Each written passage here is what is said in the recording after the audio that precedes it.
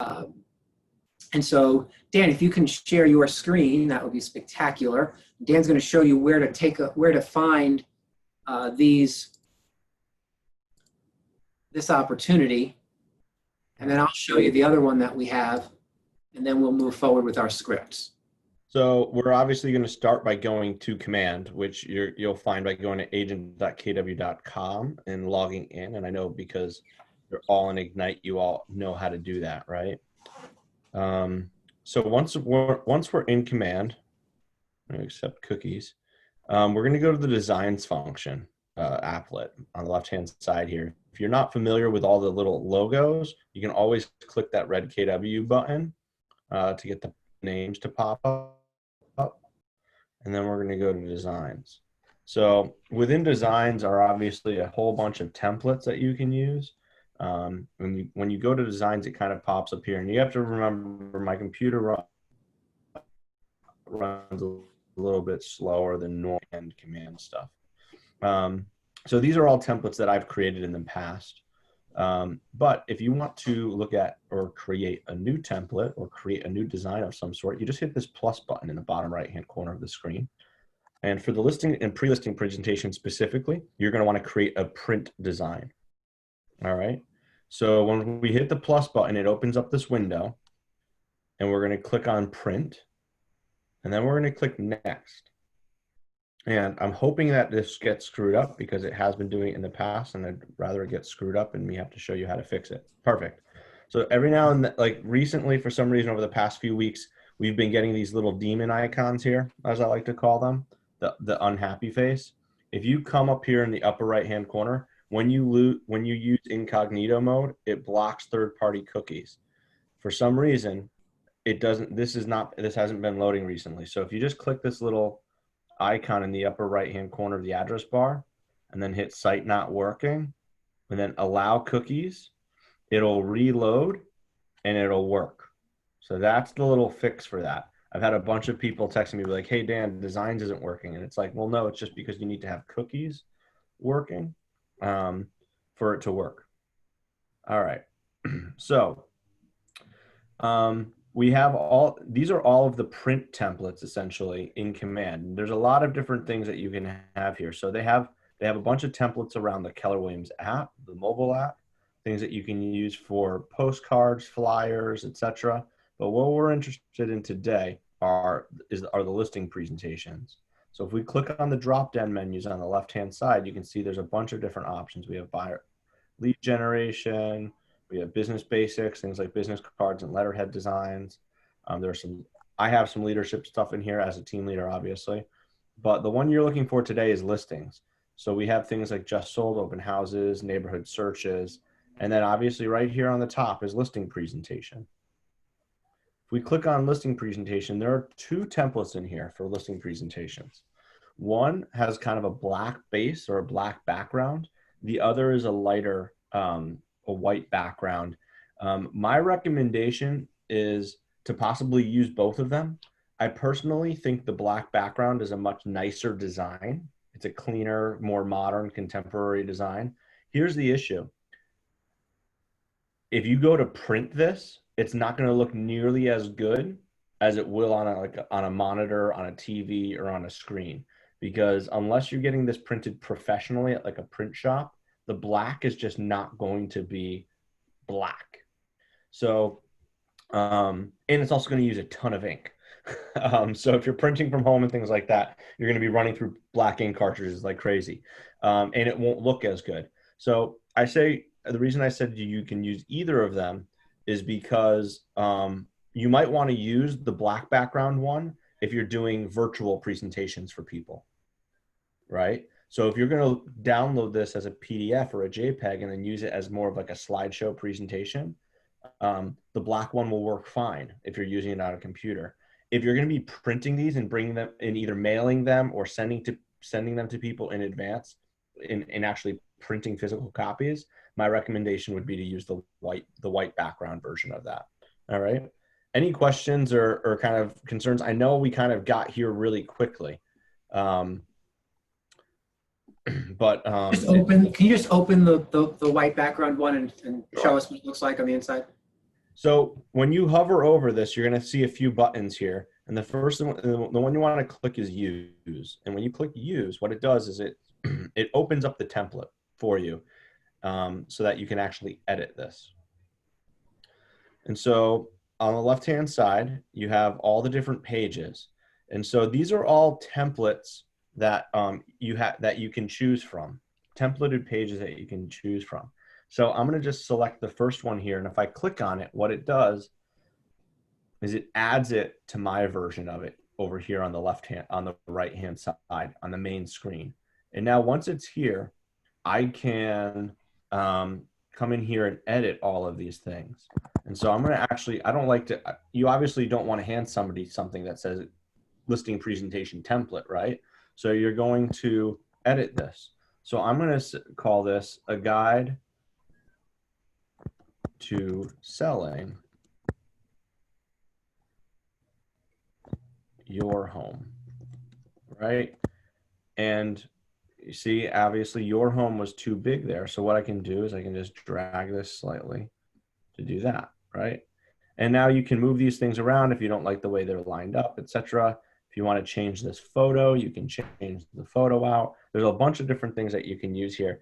And if you haven't familiarized yourself with designs, we do have classes on our YouTube page on how to use some of these things. And we do run classes in the Market Center on how to use this to change out images and pull images in from the MLS and things like that. So there's a ton of options that you have to do that. Hey, Dan. Yeah. Question. First of all, does this system work well on Macs? Because all I have is a Macintosh to operate this off of. I'm using it right now on a Mac. Perfect. Yep. And then the second question I have is, could you at some point send a link to the tutorials on YouTube so I could start playing around with it?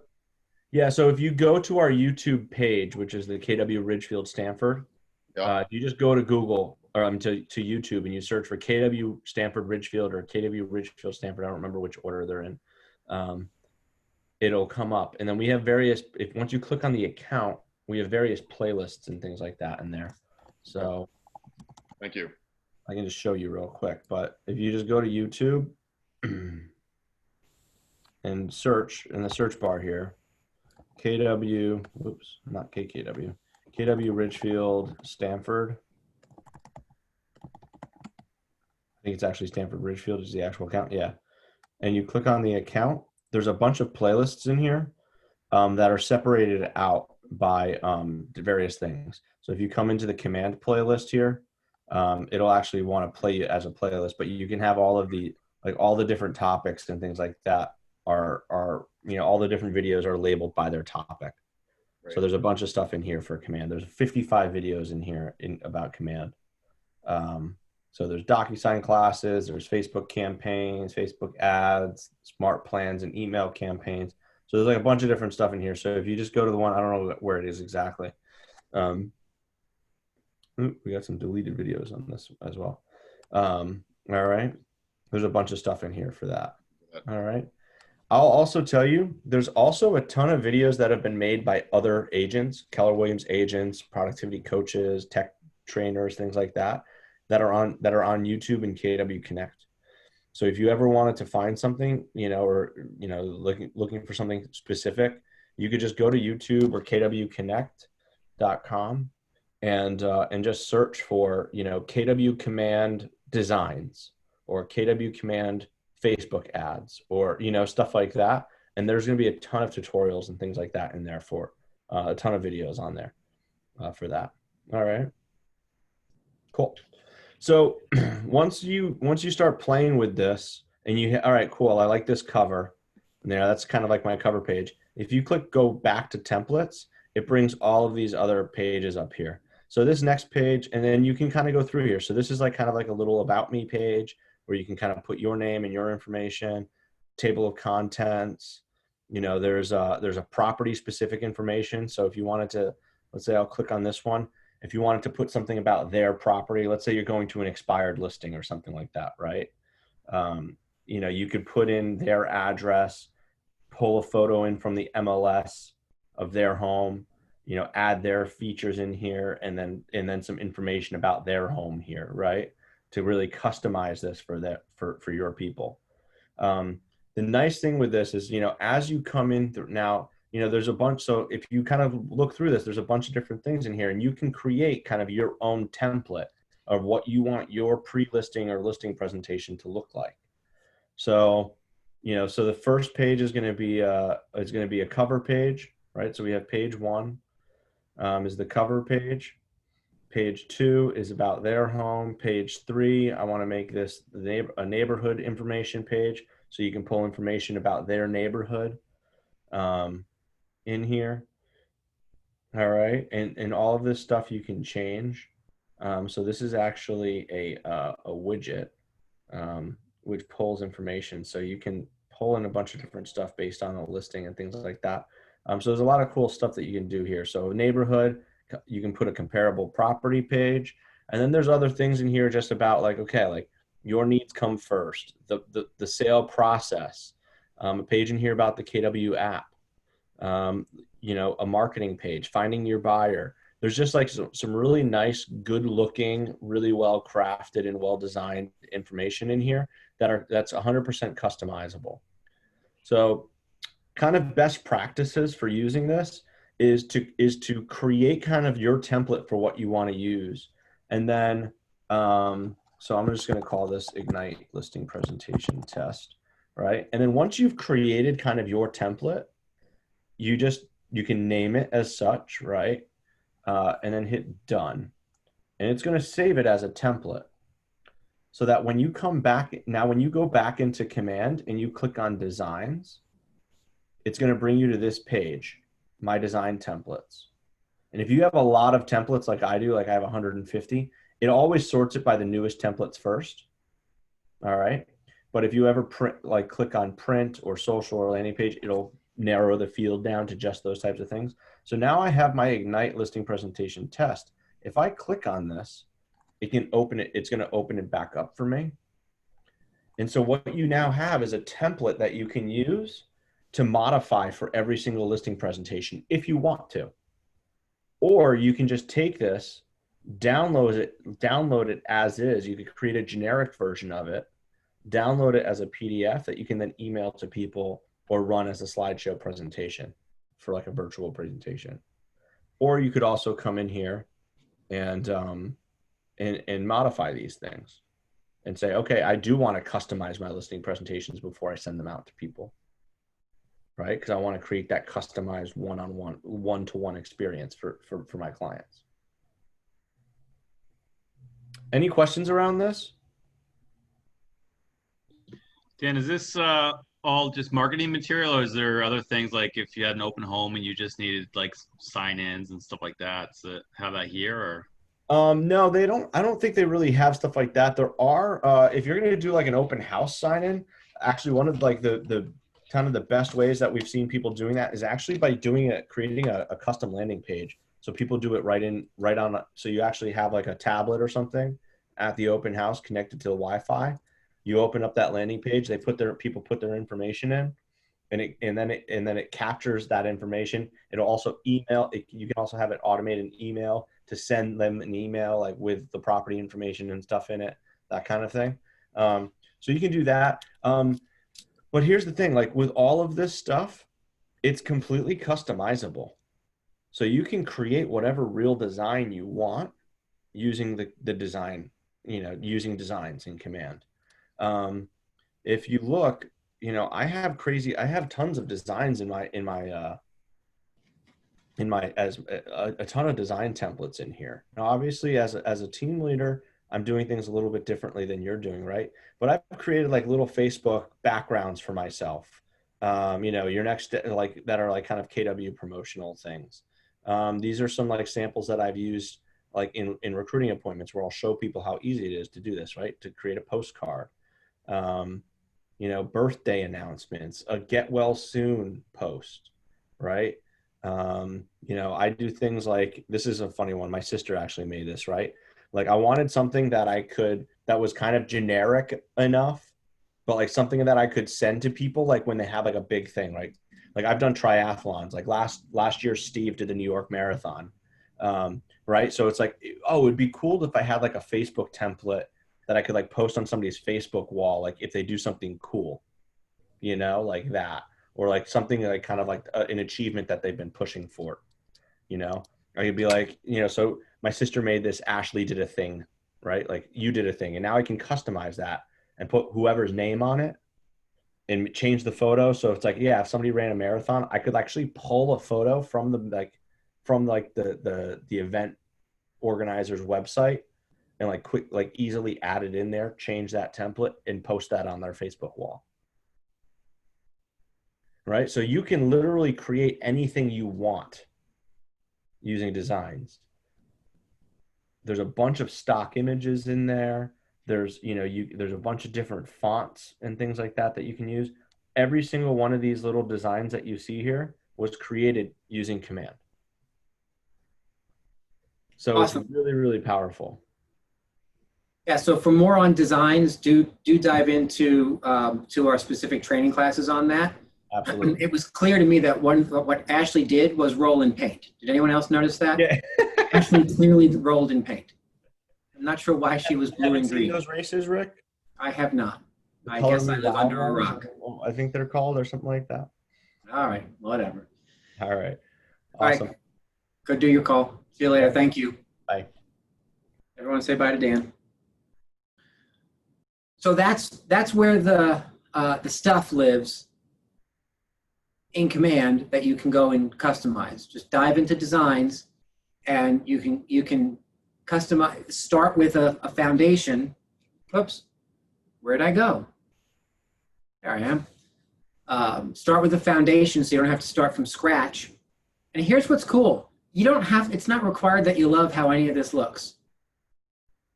Right, and what I mean by that is just to kind of get started with the foundational stuff that we have, start there. And then over time, if you want to kind of redesign and have it morph into something that's branded way more you than it is KW or anything like that, do that over time. But make your tools simple so that you can do them fast, so that you can have the tools to be ready for that yes. I've seen too many people spend way too much time like designing the perfect pre-listing package. Like in 6 months later, they're still designing the perfect pre-listing package and they haven't delivered a one. That is not the path you want to go down, right? Make it good enough so that you have something when someone says yes, and then perfect it over time. Make sense? Rick, what would you recommend to, just like if you were to do 2, 3, 4 of those sort of things, what would you recommend them for? Like what are the bases you want to get covered off the bat? So I would if it were me, I would go into Designs in Command. I would pull down those listing presentations, and from those 2 listing presentations, build a pre-listing package. We're going to talk a little bit later on today about to have or not to have an actual listing presentation. I'm not a huge fan of them anymore, but we'll talk about the pros and cons. So if you want something additional in addition to your pre-listing package, you could then customize the listing presentation package to be more about the actual sit-down consultation. So you might have those 2 tools, and then some kind of a buyer package, because there's a buyer one in there too. Dan didn't open it and show it to you, but if you just go to buyers instead of listings, there's a buyer presentation or consultation or package, whatever it's called, in Command as well. So those 3 things I would start with. Does that help? Cool. All right. Ready to move back into the consultation scripts? Excellent. Got an hour and 22 minutes to finish that up today.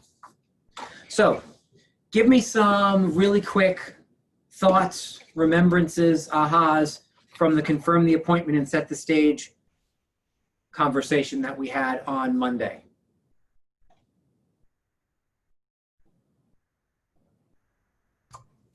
I thought it was great that in confirming the appointment that you really gave the impression that you have a team working for you, that you have assistants, you know, that it's just very, very professional.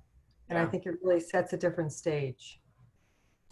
Yeah, even if it's being perceived as being slightly bigger than you currently are, right? That's kind of the whole point. It's the whole point. And the fun part about what Lisa just said is you don't have to spend money to do that, right? You can simply utilize each other until you are spending money, or utilize a spouse, right? Get somebody trained just to do it the way you want to do it. But the idea of someone else delivering your pre-listing package and someone else doing your confirmation calls really sets the stage. It's the little, some of these things are like the little points, right? And what I mean by that is, I still believe, I have always believed this, I still believe it today, the person who wins the listing is the person who ends up getting the most points. And what I mean by that is every little thing you do gets you some more points. And so don't underestimate the importance of some of the small points, right? I'll give you an analogy. When my son was in high school, his senior year he took 5 AP courses and then like one other thing, and we were talking that first week of high school, and he was always like the brainiac, A+, honors student kid.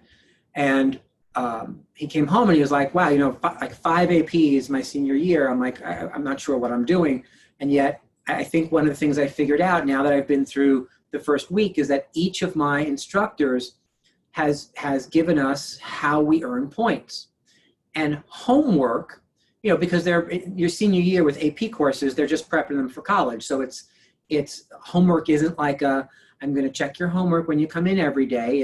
This is the work for the week. And by the end of the week, all of this has to be turned in, and you get like a big old check mark, and all the check marks throughout the marking period end up with 5% of your grade or something like that. And he made this comment to me, and he said, Dad, I think I figured out the strategy, because time is going to become an issue. He was still swimming on the swim club. He was the captain of the swim team. And so he was concerned about time and getting all this stuff done and this, that, and the other thing. And he said, Dad, I think I figured it out. I'm just going to not do the homework.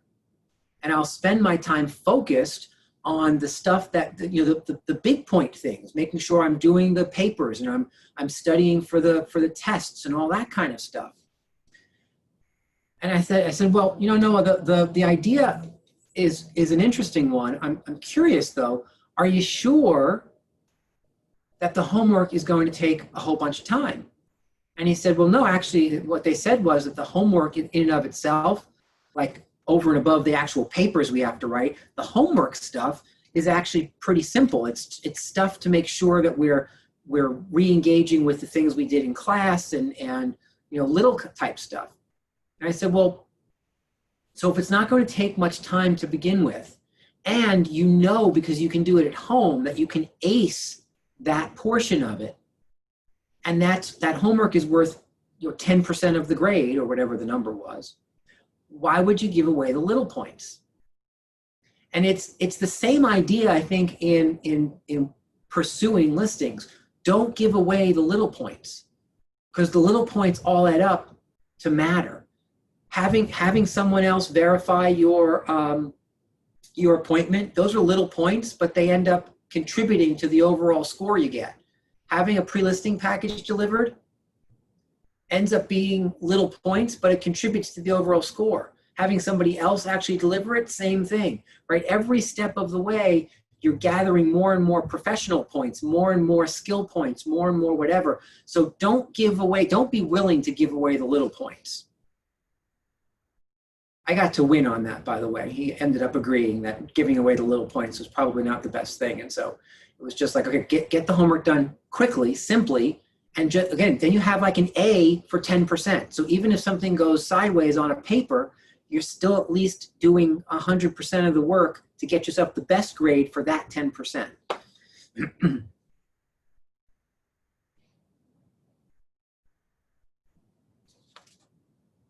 What else? Anything else from the confirm the appointment and set the stage conversation we had? 2 more and we'll dive forward. Go ahead, Lisa. Well, it just confirms that pretty much everything we're learning is about setting expectations and time management. I mean, if you go to set the stage and it just, everything is, you don't beat around the bush. It doesn't take you an hour to get to the point. It's just, okay, here's what we're going to do. And your expectation and my expectation, it just, I don't know, it just seems to make a lot of sense. I mean, not that I've done it, but, it seems to make a lot of sense. Well, and what's interesting about what you just said is because you haven't done it from this side, you're actually experiencing it. You're actually listening to it. You're hearing it from the seller's perspective, right? You're hearing it as you would if you were on the other side, because you don't have experience on the other side. So you're actually hearing it the way you hope your clients hear it. And that to me is really powerful. When you hear it the way they would hear it, and you think, this makes total sense. Just confirming to yourself that when you go down this path, the person on the other side of the conversation is going to be nodding their head just like you're nodding their head, because it makes sense. If it didn't make sense to you, it's hard to communicate in such a way that it makes sense to somebody else, right? And Lisa's 100% right about the whole setting expectations thing. What I've learned is that life is all about setting proper expectations. If you'll just continually wake up and set good expectations every single day about everything you do, and then just meet or exceed those expectations, life is a beautiful place, right? I think I've given this to you before, but if not, write it down. Conflict only arises from unmet expectations, right? So you want a conflict-free day, set proper expectations. I got to learn this last week. Last week I had a Thursday and a Friday that were full of ALC and productivity coaching program client one-on-ones with agents. And I was literally in one-on-ones from 11 o'clock in the morning until 5:30 or 6 o'clock at night, straight through with 15 minutes for lunch. And what happens when you do that is the world keeps going, right? And so the people who needed you throughout the day, just because you're completely engrossed in something else for hours at a time, the world still needs stuff. And so like my 15 minutes for lunch, my phone and my emails were like, and then of course after the whole afternoon. And so what I realized is that I should set expectations, better expectations with my staff, so that when people need me and they get a bounce back that says I'm available after 6 o'clock, I should set better expectations there that allow them, give them better direction as to who they should see while I'm not available, right? Because I realized that then some people were like, oh my God, I have an emergency. I need him before 6 o'clock. What am I going to do? And I didn't set that expectation well. And so therefore there was some hair on fire going on, and I could have done that a little bit better. So this Thursday when I'm in my one-on-ones, I will set better expectations for people who need assistance during that time period to know exactly where to go and who to go to, so that the hair on fire moment doesn't have to get kind of out of control. Make sense?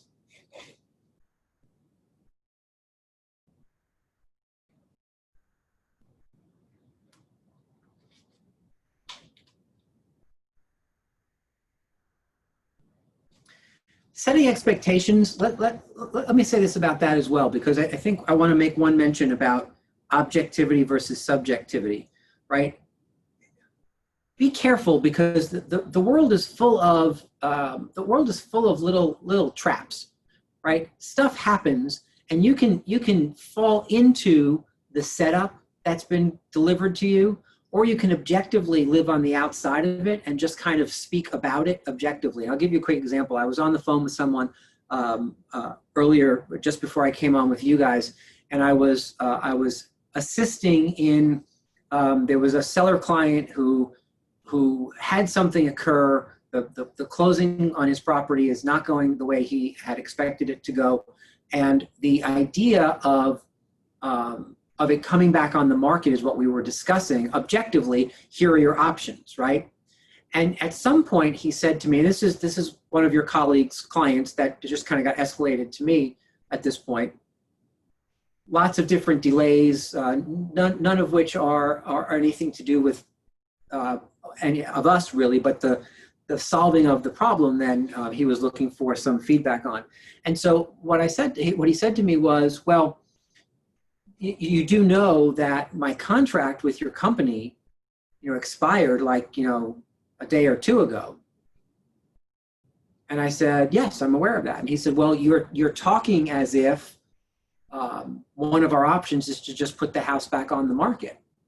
And I said, well, because one of the options is to put the house back on the market. And he said, well, I haven't said that I would continue to utilize you as a listing brokerage.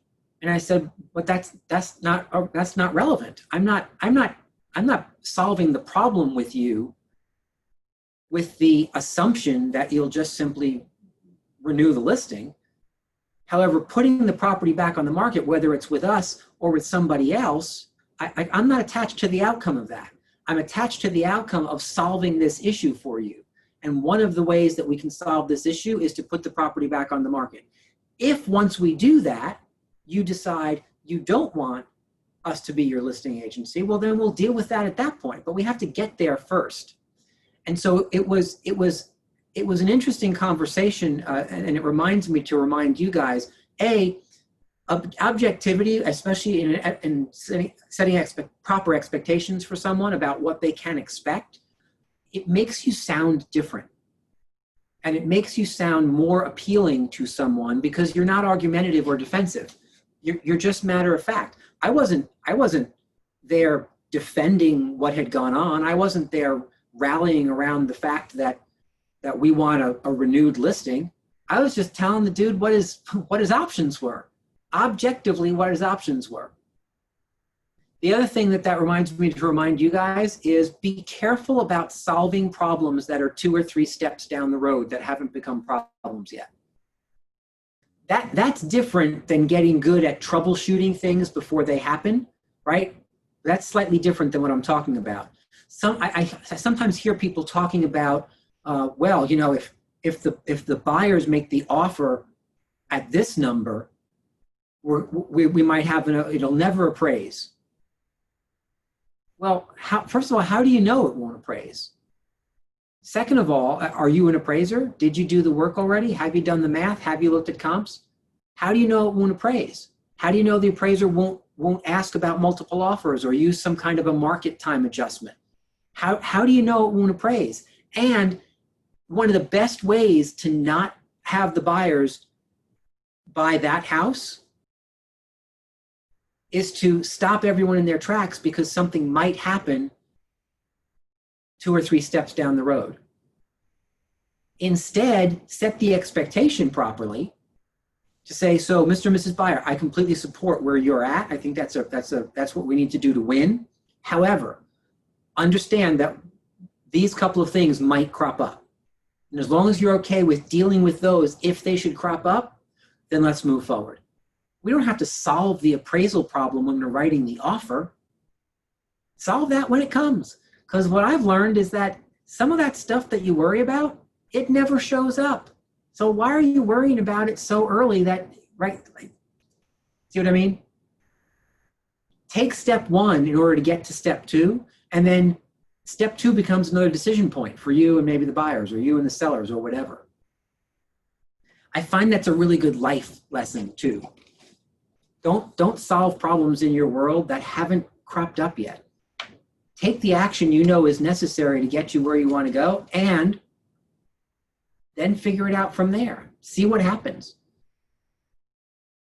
It's just as likely something positive will happen when you take action as it is something negative. And yet as humans, we always tend to go to oh, well, if I do that, this negative thing is going to happen, and then where will I be, or then what will I do? Well, what if you just chose to decide that the positive thing is going to happen, and you don't have to worry about solving that problem? Then you just have to worry about, where do I put all this money I just made? Where do I put this award I just won? Where do I put all these feelings of pride and brilliance because I made something happen? Woohoo, baby! Right? Because I find that shows up more than the than the other stuff. All right, guys.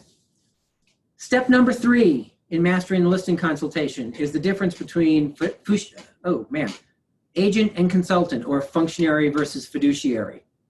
That is page 3 in your packet. And here's what we're going to do. I'm going to ask you to read that for homework. We're not going to spend time on it because, for the most part, most of our agents have kind of bullet pointed this because it's really long. It's a lot to memorize, and it kind of goes on and on. However, the idea behind it, that there are agents who behave as fiduciaries, which means your interests above all else, and there are agents who behave like functionaries, which means their interests above yours, is a really important distinction to make, especially when you behave like a fiduciary, right? And so having this vocabulary, having the idea behind fiduciary, meaning educator, advisor,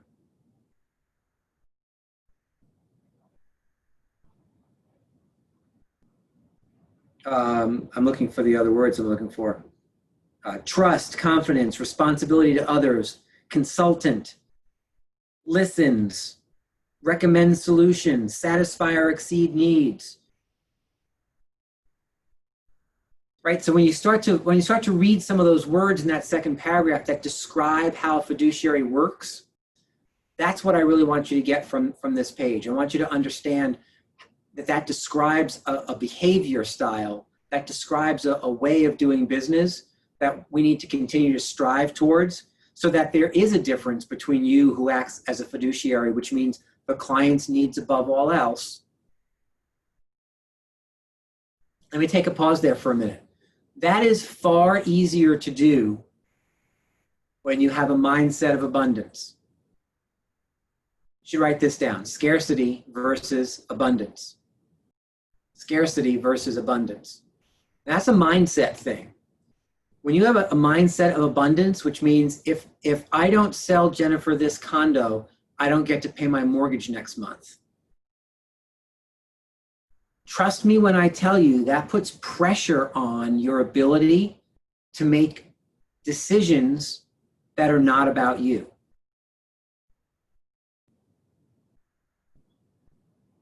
And so sometimes we find ourselves in kind of a scarcity scenario, right? Maybe things aren't going well, or we're struggling a bit. Working even harder to have a mindset of abundance when you're in scarcity is a tall order. And yet, if you really want to behave like a fiduciary and really make sure that you're always making decisions based on what is best for the client, it's required. I literally remind myself about the difference between those two things every single day. Every single day.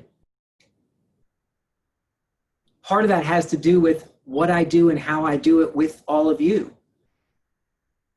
Right? A mindset of abundance says it's not about me. It's about making sure that you have the tools that you need to succeed. It's about making sure that the credit for all the good stuff that happens in our organizations doesn't come to me. It goes to our leadership team. It goes to your team leaders. It goes to our MCAs. It goes to our agent leadership councils. It doesn't matter if it was my idea, right?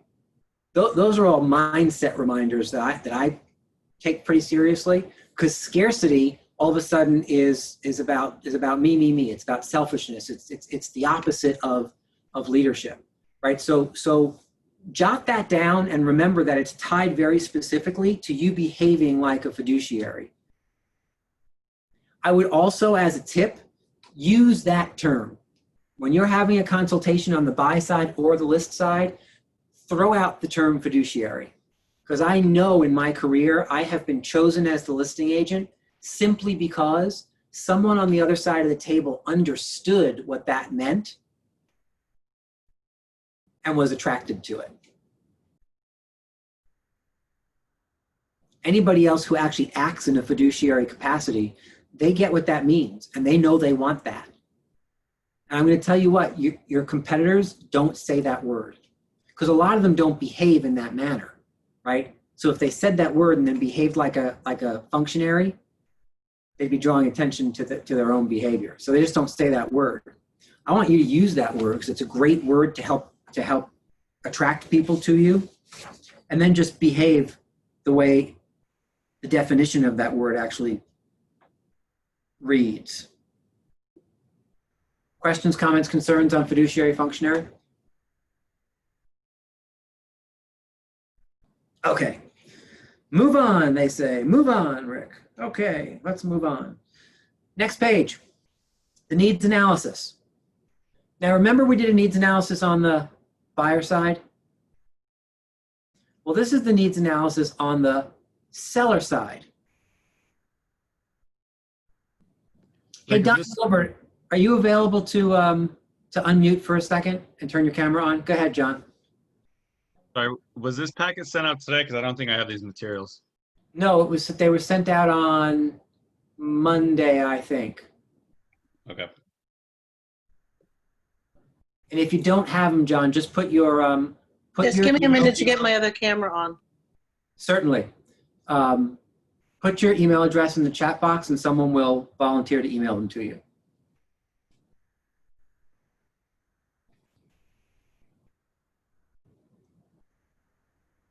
So the needs analysis for on the seller side is a little bit different, right? It's a little bit shorter, and it really focuses in on allowing you to understand exactly what's important for the seller. Ryan, are you able to send him those materials? Thank you, sir. And what I mean by that is this is not like the big, long brain dump that you asked of the buyers. This is very specific, and it's specific to helping sellers really focus in on the things that are important to them about the sale of their home. And so we asked some pointed questions and then help them prioritize. And so Donna, if it would be okay with you, since you've done this with me before, and I know we can kind of roll through it, would you play my seller? Sure, I will, of course. Thank you. And thank you, Ryan, for all of your administrative duties during Ignite. We appreciate it. Round of applause, everyone, for Ryan. Wait, I think I can do that with my little thing, right? Look, there's my little round of applause. Isn't this fun? Okay. How does it go away? Does it just go away over time? All right, well, we'll just keep clapping for Ryan because I think it's a forever clap. Oh, it's gone. Okay, so what we'll do here is Don and I will just kind of run through and give you and model this for you. Take some notes, and then we'll kind of talk about it at the tail end. So, Donna, I'm curious, on a scale of 1 to 10, with 10 being very desirable and 1 being, not so desirable at all, what one thing would have to happen to make the sale of your property a real 10? Let's see. So it would be great if we could get it done in about, 2 months would be great. 2 months, so 60 days. Yeah. And when you say 60 days, is that for us to attract a buyer or to get the closing taken care of? Oh, wow. Well, I'd love it to get the closing taken care of. I was thinking about getting a buyer. Got it. Okay. So getting the buyer within 60 days, and if we can figure out how to get you closed in 60 days, like a bonus. That would be super. Okay. Okay. So what I'm hearing you say is speed is important to you. Yeah. Excellent. And Donna, would you mind telling me why is that important to you? Why is the speed to the close important? Well, a couple of things. You know that I'm moving out of the area to take a new job, so I do have some requirements there. Plus, I'm ready to get on with my next life, and I'm hoping that we could just get it done so I can move on. Got it. So I'm sensing an excitement for you to take that next step. Yes? A little bit, yeah. Excellent, excellent, excellent. Well, thank you for sharing that with me. And if we could add a second item that would make this, you know, like a 10 plus for you, what would the second thing be if the first one is speed? Well, thank you for asking that. So this may sound a little crazy, but it would be great if I could have some notice because, you know, I've got the dogs and everything. So I could get the house ship shape in enough time, get the dogs out of here so that, you know, it'll show its best. Understood. So notice to show. Right, exactly. Exactly. Can't drop everything and run out the door. Got it. And could you quantify that for me, Donna? What when you ask for notice to show, what kind of notice are we talking about in terms of a time frame? Well, I don't know. Would 2 hours be too much? So the good news is that this is your world. I'm just living in it. So So yeah, so 2 hours would be great. Anything more would be gravy. got it. And so knowing you have the dogs, maybe this question is already answered, but why is that notice important to you? Well, so I can clean up, get them out of here, make it look like they don't live here, you know, all that stuff. Got it. Got it. So it's the way you want your home presented to the buying public. Exactly. Got it. Got it. Got it. Understood. Thank you very much. All right. Now, at the risk of overkill, if we could add one more thing there, it's like a third item that would really take this like over the moon for you and have this be the transaction that you remember forever. What would that third thing be? Well, if I could know what's going on, if you could tell me, you know, what feedback is, what the next step is. So I'm not just kind of wondering if they liked it, if they didn't like it. I mean, if they didn't like it, they didn't like it. What can I do? But if you just so I have some sort of feedback, that'd be great. Got it. So is it okay if we classify that as communication? Yeah. Excellent. And is there anything more that you'd like to give me on communication? Is there any kind of a time frame or a schedule that would really make this awesome for you? No, if I know when I'm going to hear from you, like if you do this like at the end of the day or you do it on Wednesdays or just so I know. And I love a text message. You don't have to call me and do the whole, how are you, all that stuff. Unless it's something important, you know, unless you have an offer or you want to discuss something. Other than that, you can text it to me. I'm good with that. Got it. Got it. Got it. Excellent. So what I'm hearing you say is in order for you to have a really awesome experience with the sale of your home, you're looking for speed in terms of getting us to a closing table or minimally to an accepted offer within those 60 days. Sure. A minimum of 2 hours notice to show so that you can have the house present the way that you would prefer to have it be presented. And then communication via text and or phone. We'll talk a little bit about a communication schedule a little later on, but communication so that you're always in the know. Do I have those three things correct? You do. Excellent. So if you could only have one of those three things. That's tough. They're all so important. But you know what? So here's what I'm going to say. This might surprise you. It's the notice. It's the notice. Because that's really important to me. I don't want to look like the crazy dog lady. I want the house to, you know, present itself well. And that's the one that's the most important, really. Got it. Okay. And so if you could have that one and the other two, it took a little bit longer, and I gave you a phone call more often than you wanted versus a text. Right? that would be okay as long as we hit that first metric. Yeah. Yes. Okay. Yes. And so again, at the risk of being a little bit annoying, if you could only have two of these things, what would the second one you'd add to the list be? What would the second one be? I guess it would be the 60 days. 60 days. Okay. Yeah. I mean, I like communication, but we don't need to talk all that much if you're getting it done in 60 days. Got it. And so then by default, the third one is that communication. All righty. So Donna, thank you so much for taking that time. And what you've just told me is that the most important thing to you with regards to the sale of this property is minimum 2 hours notice to show, that you can have the house looking the way you want to make sure it looks for the buying public. The second most important thing you said was speed to a close. Best within 60 days or minimally have the buyer accepted within 60 days. And then third, communication via text, phone when necessary, so that you're always in the know about what's going on and what's going to happen next. Do I have that correct? I think so. Yeah, that sounds good. Awesome, awesome, awesome. And so, Donna, let me ask you this. If I could show you a way that we could meet and or exceed each of these three expectations, would you be ready to list your home with me this evening? Yeah, I don't see why not. I guess we're going to talk about price at some point, but so far it's sounding good. Great. Excellent. I'm excited to get started. Anything else that you'd like to add before we move forward? Not really. I'm sure you're going to talk to me, as I said, about price.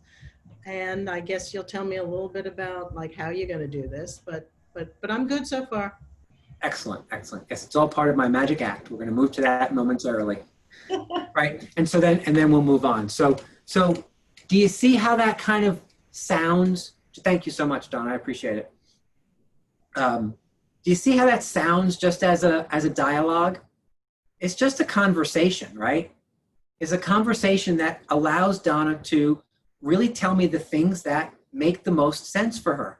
What it really does, guys, which is the brilliance of this script, it tells you exactly who you need to be hired. Instead of making assumptions, right? Realtors make assumptions all the time about the needs of their clients.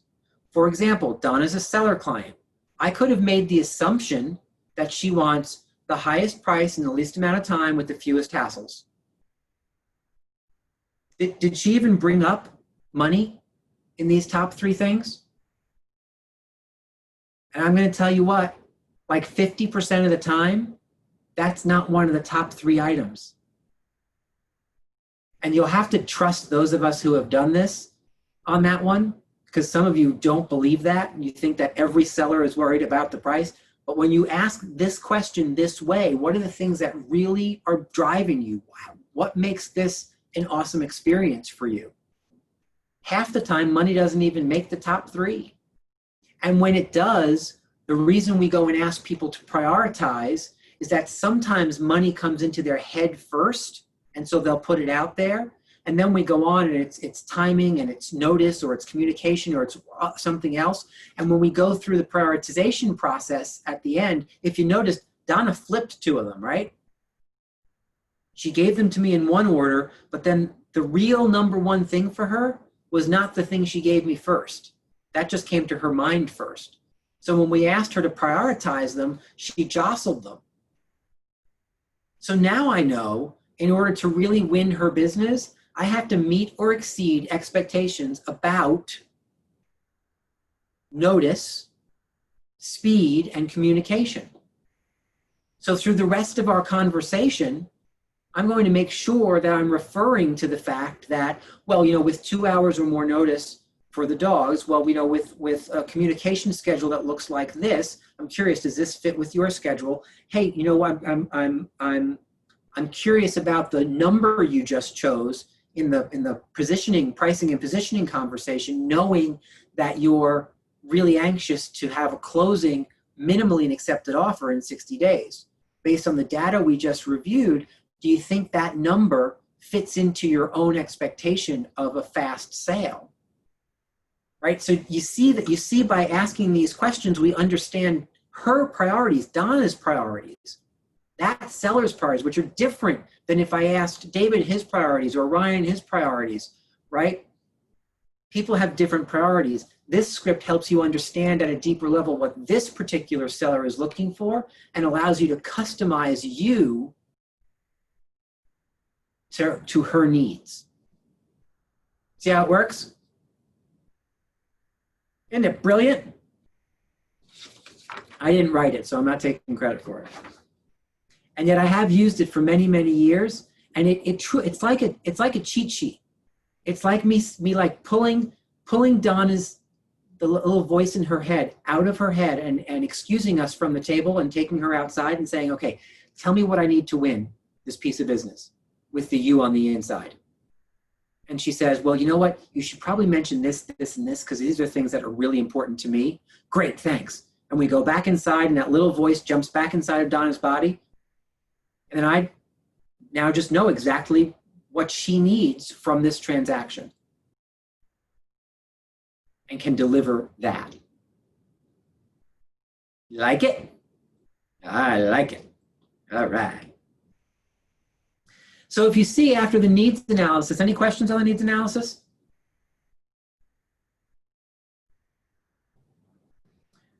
You see at the end there, it says, if it's okay with you, I'd like to begin to discuss the current state of the real estate market. So we have, again, a permission-based transition statement. So we've brought Donna now through the needs analysis. Now we're going to transition to something more about market conditions, right? And so we're going to ask the okay on that. She says, yes, let's go. And I say, great. And so what you have in front of you now are the seven market conditions questions.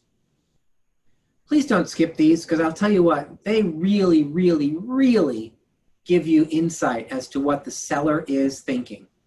The whole idea of these questions is to get a read on what the seller might be thinking about the sale of their home in terms of how the market is moving, how that might affect their property, their expectations, all of those things.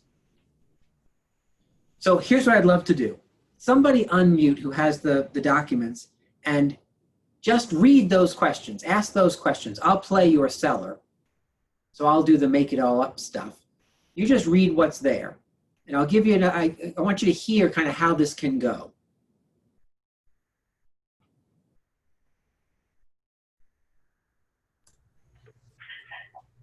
Go ahead, Lisa. Oh, Ryan, you want to do it? Okay. You can do rock, paper, scissors. Yeah.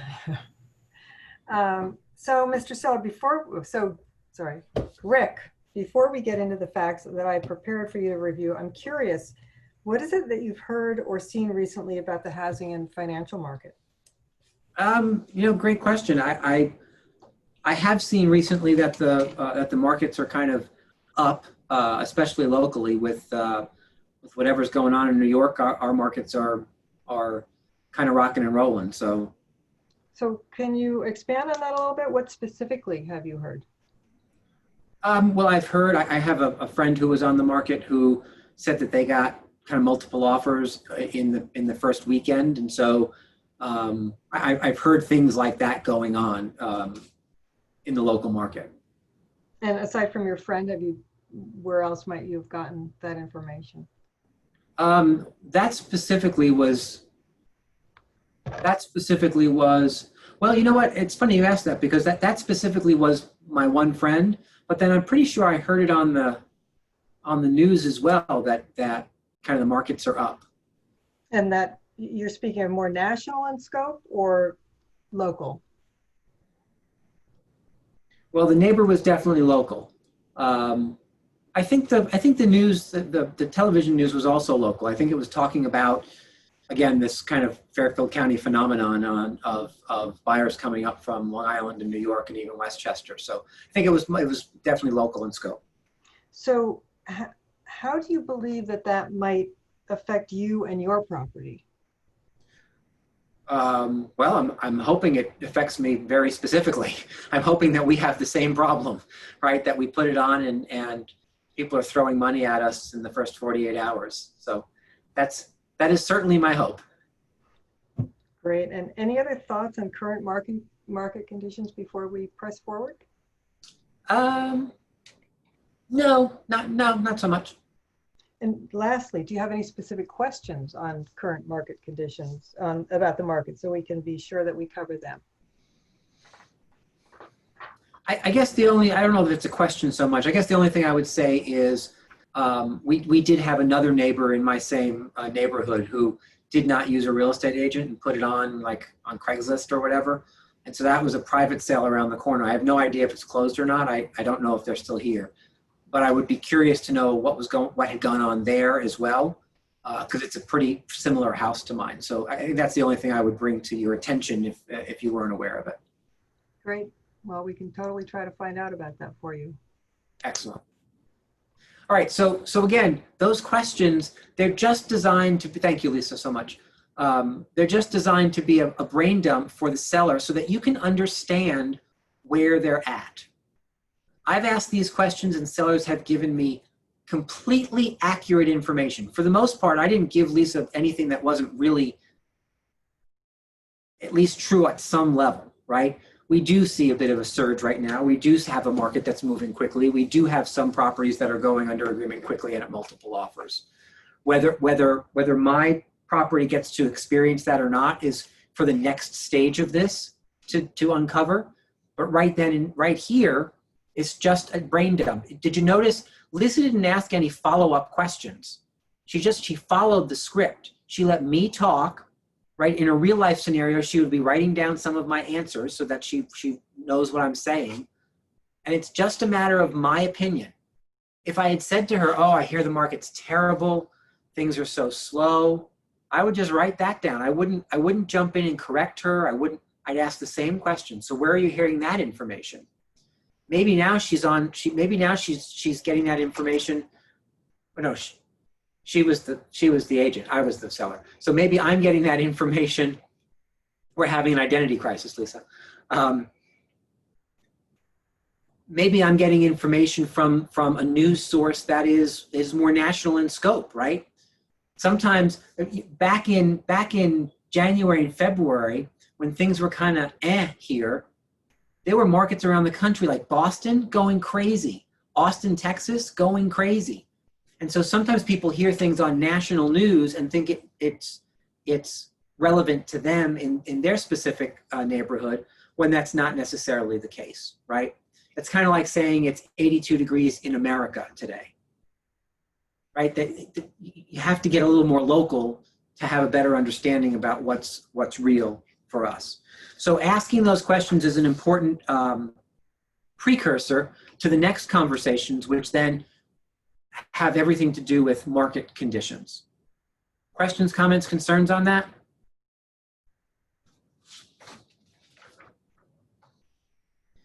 There is one thing I want to bring to your attention. In the very first question, you may have heard Lisa ask, so Rick, before we get into the facts that I have prepared for you to review, remember you're preparing to have a conversation around market conditions. First macro, we're going to be here at 10,000 feet. Then we're going to get really, really on purpose and dive into comps, which are now specific to the house. And so you're going to continue to set the stage that what is about to come is not your opinion, right? It's based on facts. We've uncovered some facts and we're going to review those facts with you.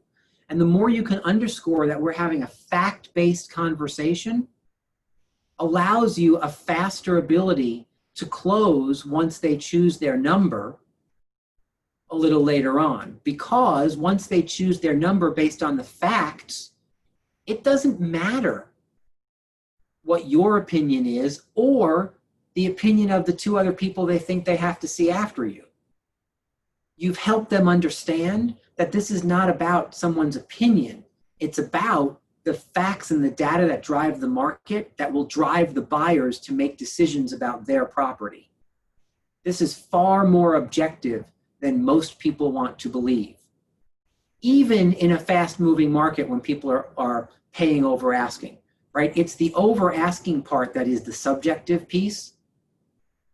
Minimally paying the asking price, that's just objective. Setting the asking price, that's all still objective and based on data and facts. We're going to roll there shortly. Does that make sense, everybody? Cool. So keep underlining the fact that you're here interpreting facts.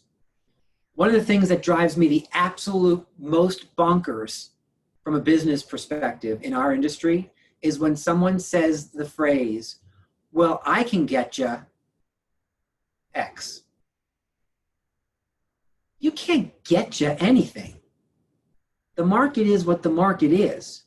And unfortunately, sellers fall into the trap of, oh, well, you know, Ryan brought me through this exercise and it looks like my house is worth 650. But Maria from Coldwell Banker said she could get you 725. Well, and here's what's real. Unless Maria is writing the check to buy the house herself, Maria has no control over what she can get you, right? Because it's all based on the market. It's all based on data. And if what the real data says is 650, there isn't then data to support 725. Does that make sense? We'll get further into that conversation as we move through the rest of today and we get into comps and actual pricing, because that's where we're going to end the day. But I want you to be really cautious around that, right? That's like the swarmy salesman version of real estate. I can get you.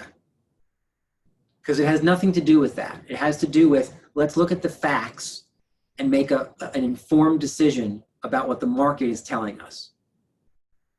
And a lot of agents make that mistake because either A, they bring ego to the table, right? It's about me, it's not about you. Or they're going the extreme on the other side. Some agents decide they have to come in and save people, right? They have to ride in on their white horse like the cavalry and save people. Let me save you. Let me make sure that I sell your house for less than it's worth. Well, if you actually use facts and data, it's impossible to do that because the market will correct any mistake that is made. If the property is placed on the market at market value and the market is moving swiftly as it is today, the market will correct that. Multiple offers and over asking. If for some reason you strategically or have made a mistake, underpriced it, well, the market will correct that in a hot minute. And if you've overshot the target, the market will correct that too, because it'll scream at you, no one cares about your property. How do you know? Because no one's coming. And those who do don't make offers, right? Again, this is not rocket science, guys. It's not difficult. It's pretty straightforward. Oui, madame. So I had this experience years ago. Do agents often go in and throw out a number that's very, very pleasing to the seller just to get the listing contract? Yes, Not based on reality at all. correct. And here's my answer to that. Boo, boo. First of all, you're not behaving like a fiduciary, right? It does nothing for the seller to be fed a bunch of bull about the reality of the pricing. Like, who benefits from that? I can't quite figure out really why anyone would do that, except laziness. And I say that simply because laziness creeps in saying you didn't take the time to learn how to have the proper conversations to help educate somebody the right way so that they can make the best decision possible. Instead, you cheaped out and decided that you'd throw out the number. I mean, I'm kind of offended by people who throw out numbers and don't ask questions. Like, who really asked you to do that? Is it your asset to make those decisions on? I don't think so. I don't think so. Say something, Rick. Of course. So the market will correct any mistake that is made. So that's brilliant. I just want to share that. Right? If you weren't writing that down, write that down. That's brilliant, Rick. That's Yeah. a keeper, huh? You said some amazing things, but that was a zinger. Yeah, you can say that to a client across the table when you You talk can. about price. You can. And I encourage you to, right? When you start to feel the ookiness around where they have to choose, don't forget the good news is that the market will correct any mistake that is made. I also like it because it humanizes you, right? I'm not here as the be all end all know all. Like, I'm not the Wizard of Oz. Instead, I'm the guy who brought you all the data and is helping you interpret it so that we can make a really smart decision together. And sometimes we make really good decisions together, and sometimes we don't. And the good news is the market will tell us and correct any mistake that we make here tonight.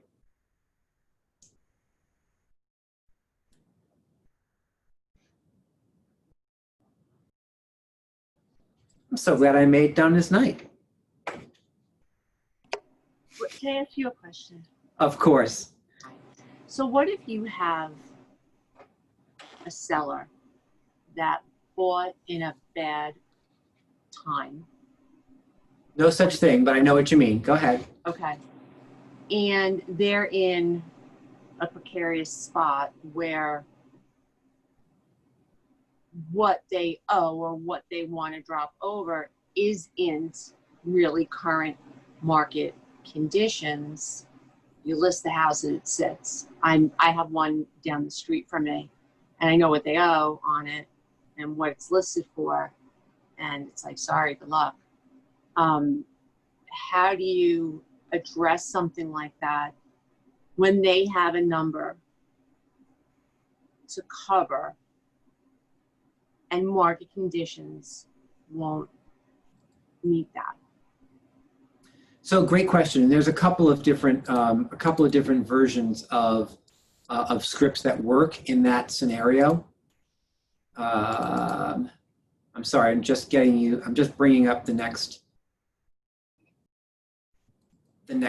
graph we have to look at. So we're ready for that, and I'll answer that question. Okay, there we go.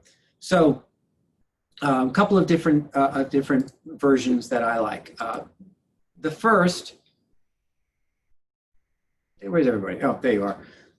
The first is, it depends on kind of where we're at, right? So some of these objection handlers are tough to throw out because I haven't been there from the beginning, and so now you're thrusting me into a scenario that may or may not have been handled earlier if I were on the case, right? And yet what you described says to me, if we were in the process of kind of choosing a number, and they saw clearly that the number is supposed to be 450 and they're on at 525 because they can't afford not to be, or whatever, right? And so you consult your way through that. And so the first question I would ask is, so understand, and the seller says, well, clearly it looks like 450, except there's no way we could put it on the market for that. And so you know what, Jennifer, unmute, just play with me a little bit. What did I do? Sorry. Okay, sorry. Where are you? Oh, there you are. Okay, yeah. You touched a button like, and you went from over there down to over there. So simply play with me, and you be the seller a little bit. And you've just said to me, well, Rick, we can't list it for less than like 535 because of what we owe on the property. Okay. And so I might say to you, so Jennifer, do me a favor. I appreciate that. Talk to me about what that looks like. So how much do you owe? We owe, let's say 450. So you owe 450. Got it. And then of course the kind of add 10% on top of that for all the fees and costs, right? So you're grossing things up now. And so minimally what you need to bring away from the sale is something in the high fours or so to just break even. Does that sound about right? Correct. And from what I can see, my neighbors, nothing is going that high currently, but we have to sell this house. Sure. So let me ask you this, Jennifer, based on the data that we've just reviewed, and so pretend we went through some comparables, right? And the comps say 450.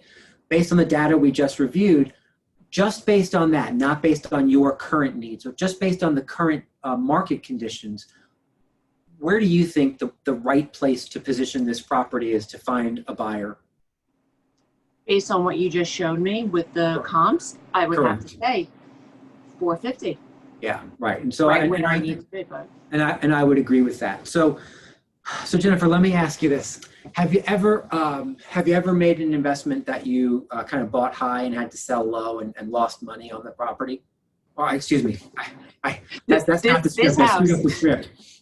Have you ever made an investment where you kind of bought high and sold low and maybe lost money in the process? Have you ever made an investment like that? Yes, you're sitting in it. Yeah, well, and unfortunately, you're correct. Like, so this scenario is that scenario, right? And so I'm curious, are you willing to sell the property at a loss? Not really. I can't make up the difference. Okay. We don't have that right now. Got it. And so there's willingness and then there's ability. And so it sounds like that your decision is really based more on ability. Correct. If you had that $50,000, would you be willing to sell at a loss? Maybe. Yeah. Okay. Maybe. And so knowing that differential doesn't exist, have you thought about having a conversation with your lender around a potential short sale?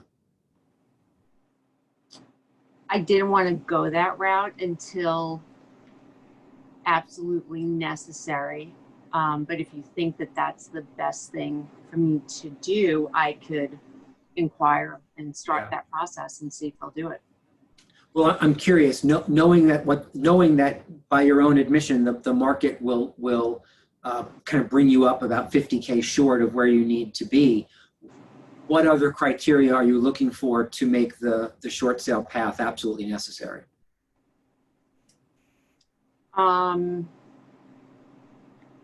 If there is no way I could get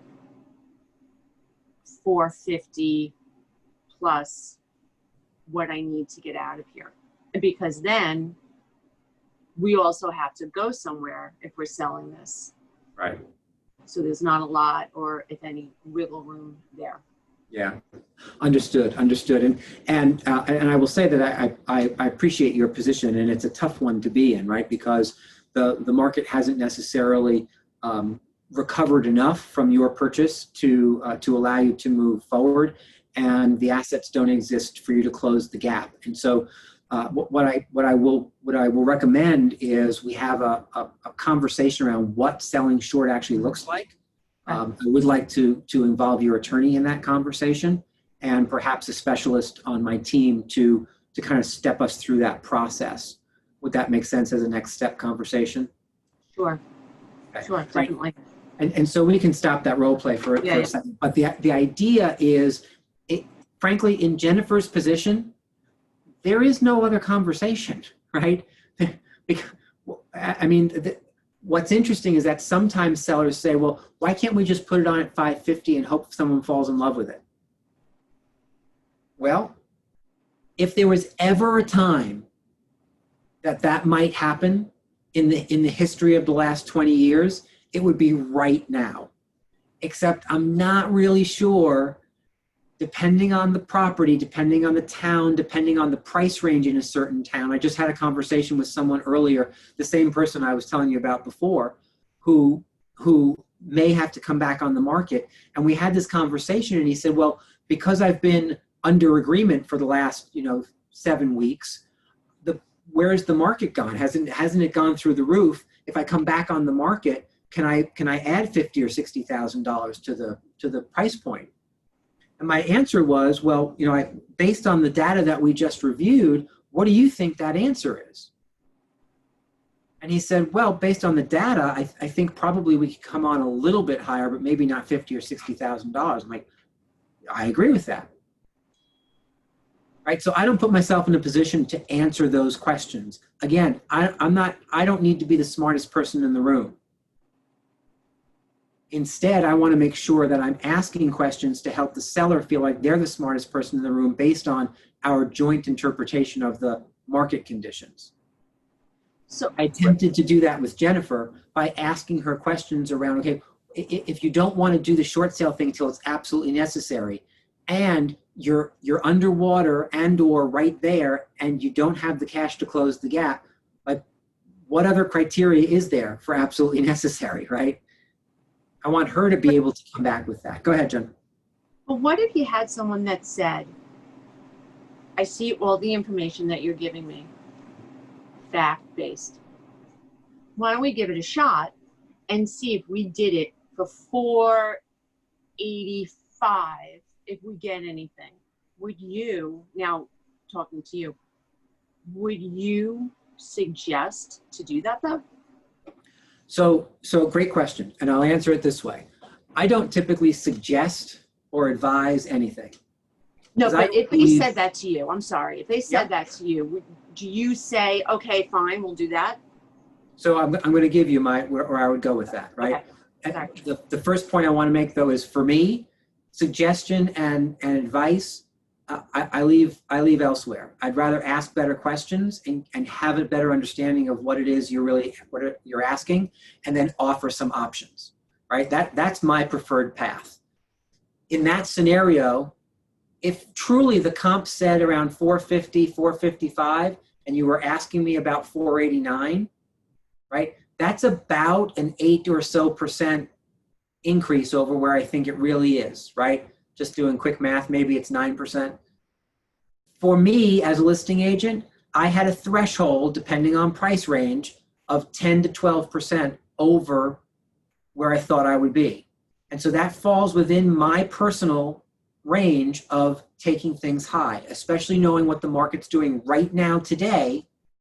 And so my conversation would be this. So Jen, you know, I with a recognition that that's likely outside of what the market is calling for, and knowing that the market today is moving and kind of doing some crazy things, I think it makes sense if in fact that's your only out here. I think it makes sense to go and see what the market might bear.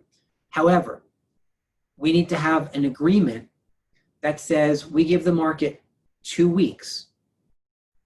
2 weeks to see if that number will be appealing enough for this property to attract offers.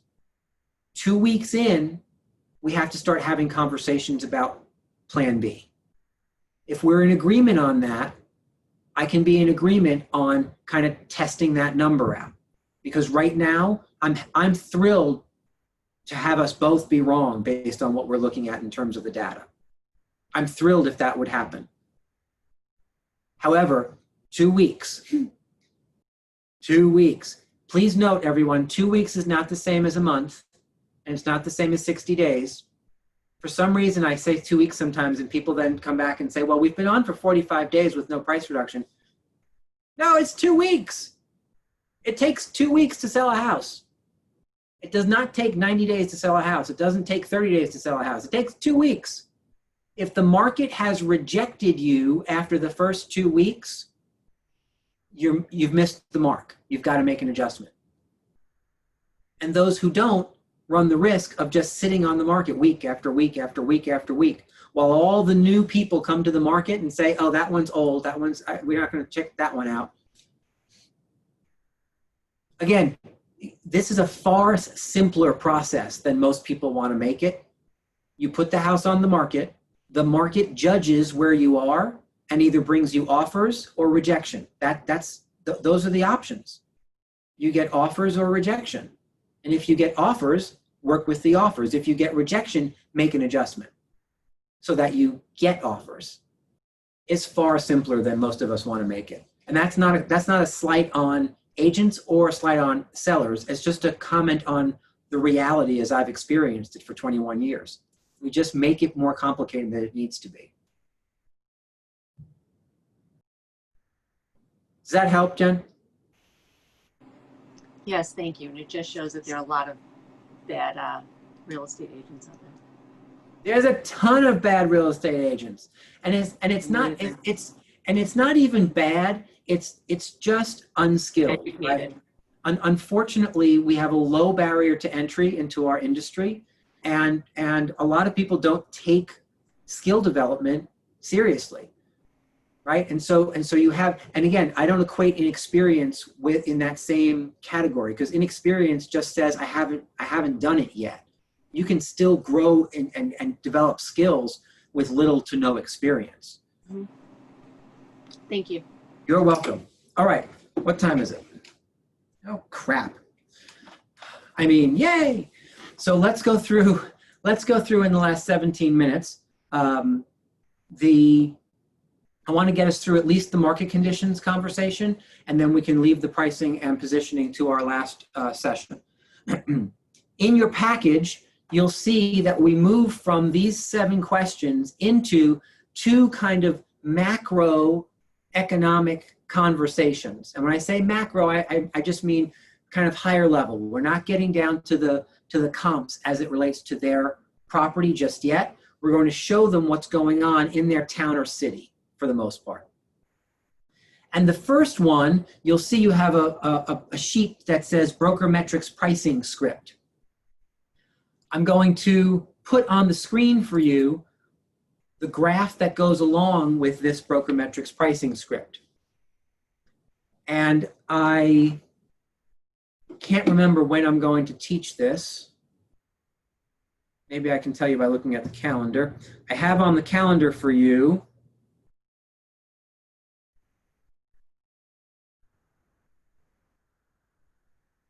on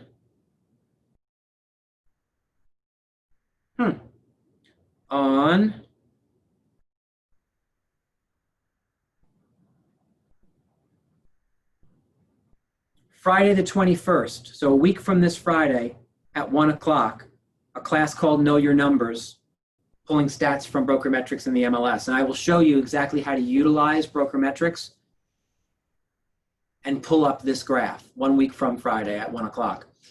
And so this graph, ultimately, it's called a supply and demand graph. And what it shows, well, you know what? I'll read you the script while you look at the graph, right? And because the script does the job for me. So Mr. and Mrs. Seller, on this snapshot of the current market, the red lines represent homes that are on the market and available. The blue lines represent homes that are currently under agreement, and the green lines represent homes that have actually sold and closed. I'm sure you could see how simple it would be to place you on the red line, and far more difficult to place you on the blue or green lines, as they represent a much smaller target. Do you agree? You do want to be on the blue or green lines, don't you?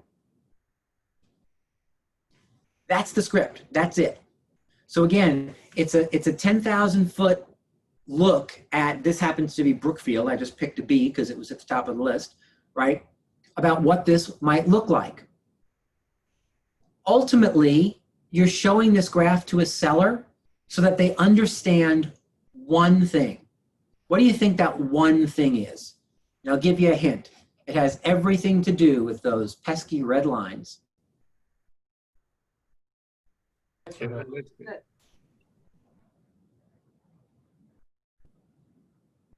Go ahead. I can't see who unmuted because I'm sharing my screen. So the inventory is going up or going down? So yeah, what we want them to see is that there's a really big gap from the top of the red line to the top of the blue and the green lines, right? Even in the hottest months, like look at July. Look at what under agreement in July, right? Look at the solds in July. Even in July, there's a really big gap between these two. And so we say out loud, it's really easy to just put you on the market. These red lines are just on the market. This down here, this is in the market. That's the difference between the red lines and the blue and the green lines. On the market versus in the market. And what we want to make sure that we help people understand is that there is a difference. And the difference between putting you on the market on the red lines and in the market on the blue and the green lines has everything to do with you making a decision of precision. Oh, I like the way that sounds. It rhymes even. I just made that up. A decision of precision. I gotta write that down because I like it. Decision of precision.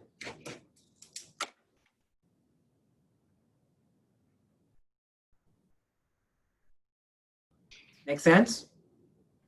Now we have a new bold law. We do indeed. Quick, somebody call Diana Kokoska and tell her I made up a new bold law. See if she'll add it to the curriculum. But the decision of precision is exactly what you want, the message you're looking to send, right?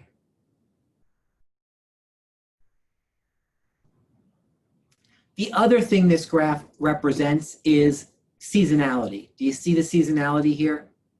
Right? Even in the weird, wacky world of 2020, right? It'll be the first time ever that we didn't have peaks like this in the summer, into the summer months. And yet you can still see we went down, we went up, we were starting on that trajectory. We pulled back in April because that's when the shutdown started. And then slowly we started to release some inventory.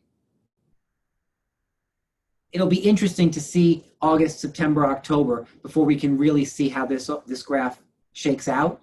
But generally speaking, right, you can utilize this graph if you're looking at somebody in who's looking to list in November who says, oh, well, but it's the holidays, maybe I should just wait until the spring, right? What you can point them to is, look, you're here in November. What happens to your competition over the course of the next couple of months? Versus if you listed here in March. Right, there's a big gap in your competition here, where if you decide to list in March, look what happens to your competition over the next few months. It grows exponentially. Now I broke the graph. I don't know how to fix that. So, does that script make sense based on that graph?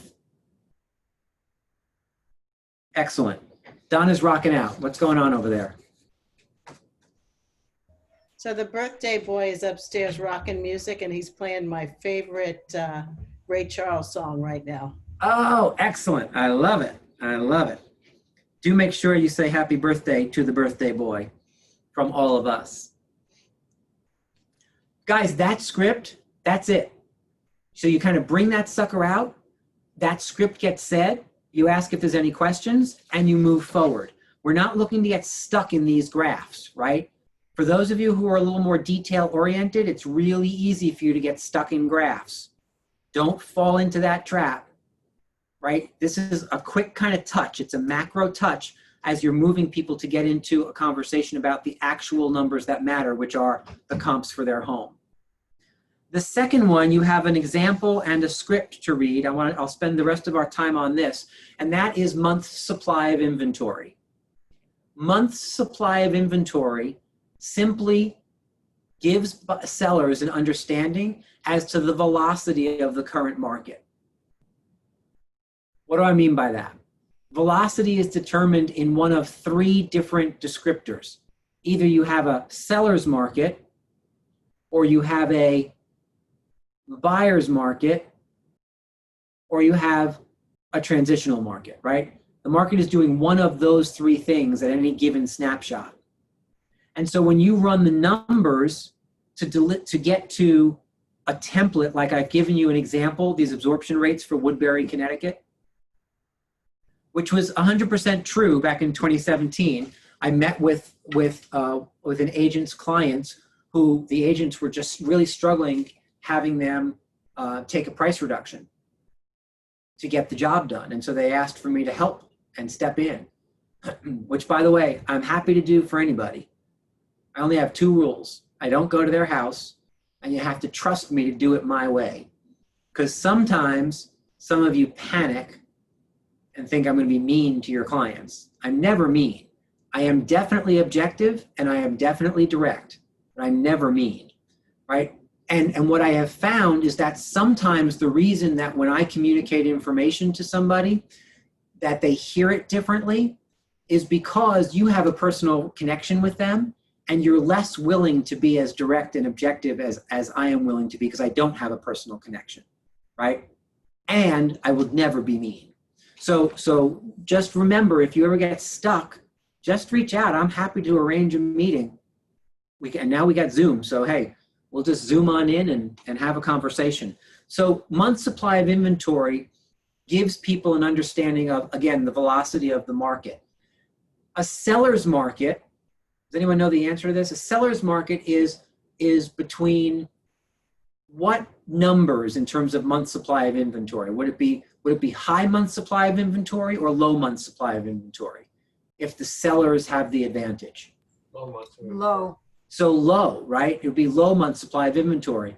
Between 0 and 4 month supply of inventory is pretty much considered a seller's market. Anything more than 6 months supply of inventory considered a buyer's market. The higher the number, the deeper the buyer's market. That leaves what two numbers? 5 and 6. So if you're in that 5 to 6 month period of time in terms of months supply of inventory, and I'll explain what that means in just half a second, you're in a transitional market.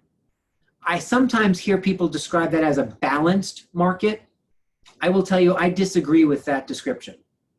I don't think balance is really ever attained in the market. I think you're moving from one to another, and in that 5 to 6 month range, you're just not sure which way you're moving, right? You're going someplace, but time may tell that you're slipping back into a buyer's market or moving more towards a seller's market. So when you have month supply of inventory understood, if you look at that example I gave you, in this scenario, all homes in Woodbury, there were 13 months supply based on current data because we looked at how many were sold per month for the last 6 months. Just by the way, today I would use 3 months. And again, when I do the Know Your Numbers class, I will show you how to do this right on the MLS, and we'll walk through it a couple of times so you see it, see the math of it.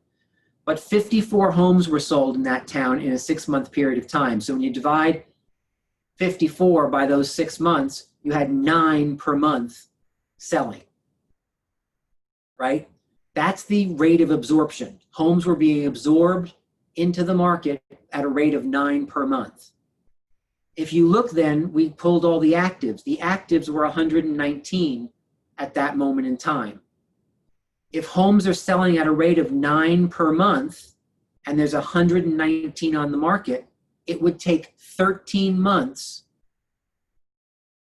No, I don't have a different chart. I sent it to you in your packet, and it says absorption rates Woodbury, Connecticut. So you should have this in your packet. I don't have it on the screen. It would take 13 months under those conditions to get rid of all the inventory, assuming that the market didn't change and that nothing new came on the market, which of course doesn't happen, right? New stuff comes on the market. So it's only just a snapshot in time. If you look though then down this page, what do you notice about, so that's 13 months to absorb all the inventory. 13 months is what kind of a market? Sellers, buyers, or transitional? Buyers. So a buyer's market, right? 13 months, now you're over a year, you're getting into kind of a deep buyer's market. So that town as a whole was kind of stuck right in a buyer's market. Look what happens when we broke it down by price point. Do you see the different numbers we got? The lower end was moving far more swiftly, right, at 7.5. Now, 7.5 is still a buyer's market, right? And yet it was certainly moving a whole lot more swiftly than the town in general. It was also moving a whole lot more swiftly than the 400 to 550 range. Look at that range. 41 months supply of inventory. That's 3.5 years supply of inventory. Now, if you have a seller who is likely to fall into the 425, 450 range, and you're showing them this kind of 10,000 foot view of what's going on in their current town, do you see how having an understanding that under 400 is moving far more swiftly than over 400 might help them make a different decision, or it at least might help them set proper expectations about what they can expect if in fact they're going to go on the market at 449. right? Under these conditions, which by the way, these conditions in Fairfield County, now Woodbury is right outside of Fairfield County, but these conditions in Fairfield County don't really exist anywhere right now. The conversation I was having earlier with the gentleman I was telling you about, his house was in Bethel, or is in Bethel. Bethel right now in the $400,000 to $500,000 range, 1.6 months supply of inventory. I mean, you're looking at numbers like 1 and less than 1 in many of these towns. There are like 40 houses on the market in Bethel, period. 40. So just recognize that we don't have these kinds of numbers going on right now. It's just the template, the example that I have sent out. So let me read you the script that goes along with this, and we will call it a night. So, Mr. and Mrs. Seller, this chart outlines the month's supply of inventory for all of Woodbury and for different price brackets within Woodbury. Can you see how the market varies from price point to price point? I'm curious, based on this information, which range would you say is moving the fastest? And they tell you whatever the answer is. Absolutely. And which would you say is moving the slowest?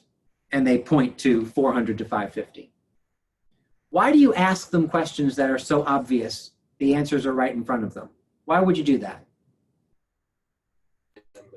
To make sure they understand the chart. So A, it's a bit of a test, right? We're going to wrap them into this conversation. I want to make sure that you really are understanding what we're saying here. So you're kind of quizzing them. Why else?